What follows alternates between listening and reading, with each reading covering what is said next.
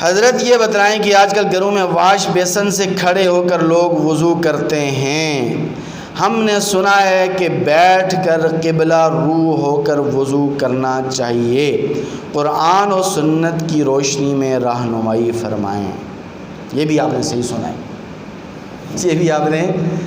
یہ بڑی اچھی بات ہے کہ لوگ اچھی باتیں بھی سننے لگیں، ورنہ پہلے تو مرزا جیلمی کی باتیں سن سن کر لوگ گمراہ ہو رہے تھے، غامدی کی باتیں سن سن کر لوگ گمراہ ہو رہے تھے۔ اب لوگوں نے ماشاءاللہ علماء کی محفل میں بیٹھنا شروع کر دیا ہے۔ دیکھیے یہ جتنے بھی فتنے ہیں، ان فتنوں کا تعاقب اس لیے کیا جاتا ہے، علماء ان کے خلاف آواز اس لیے اٹھاتے ہیں تاکہ لوگ ان گمراہ کن لوگوں سے دور رہیں، علماء کی محفل کے اندر بیٹھیں، اہل علم کی محفل میں بیٹھیں گے تو اچھی اچھی باتیں سنیں گے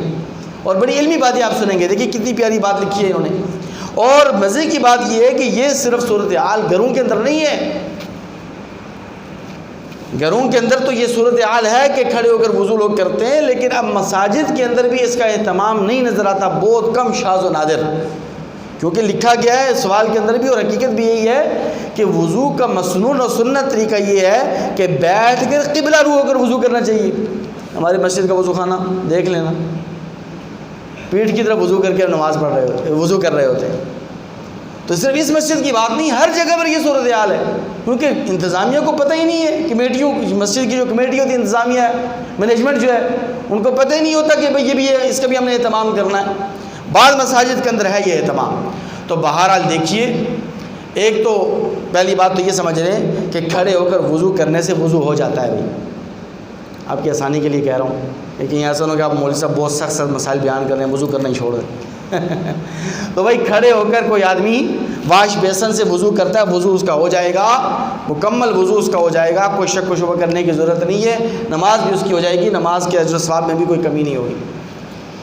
لیکن ایسی جگہ پر کھڑے ہو کر وضو کرنا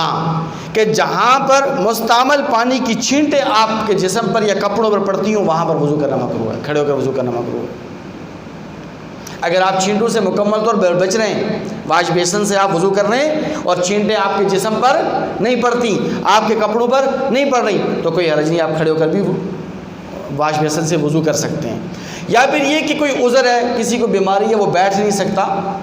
تو کھڑے ہو کر اس کو وضو کرنا ہے، مجبوری ہے، تو اس کے لیے بھی کوئی حرج نہیں ہے، وہ آدمی بھی کھڑے ہو کر وضو کر سکتا ہے۔ یا کوئی آدمی ایسا ہے کہ باقی اعضاء تو وہ بیٹھ کر دھو سکتا ہے، لیکن جو پاؤں جب دھونے کی باری آتی ہے تو پاؤں وہ بیٹھ کر نہیں دھو سکتا، اس کے لیے کھڑا ہونا اس کے لیے ضروری ہوتا ہے، تب بھی ٹھیک ہے، کوئی حرج نہیں ہے، وضو مکمل ہے۔ لیکن دیکھیے بہتر اور افضل اور سنت اور مستحب طریقہ ہم لوگ کب اپنائیں گے؟ ہمیں مستحب طریقوں کو اختیار کرنا چاہیے، ہمیں افضل طریقوں کو اختیار کرنا چاہیے، مسنون طریقوں کو اختیار کرنا چاہیے۔ اور مسنون اور افضل اور مستحب طریقہ یہی ہے وضو کا کہ وضو بیٹھ کر کیا جائے اور قبلہ رو ہو کر کیا جائے۔ اس کے بڑے فوائد و ثمرات بھی ہیں اور اس کا اجر و ثواب بھی ہے، اس سے وضو بھی آپ کا مکمل ہو جاتا ہے اور وضو سنت کے مطابق بھی ہو جاتا ہے، وضو آپ کا مستحب بھی ہو جاتا ہے، وضو آپ کا افضل بھی ہو جاتا ہے۔ تو بغیر کسی عذر کے ایسا نہ کریں۔ اگر کوئی عذر ہے یا آپ اہتمام کرتے ہیں چھینٹوں سے بچنے کا، تو واش بیسن سے بھی وضو کرنے میں کوئی حرج نہیں ہے۔ اللہ تعالیٰ سے دعا ہے۔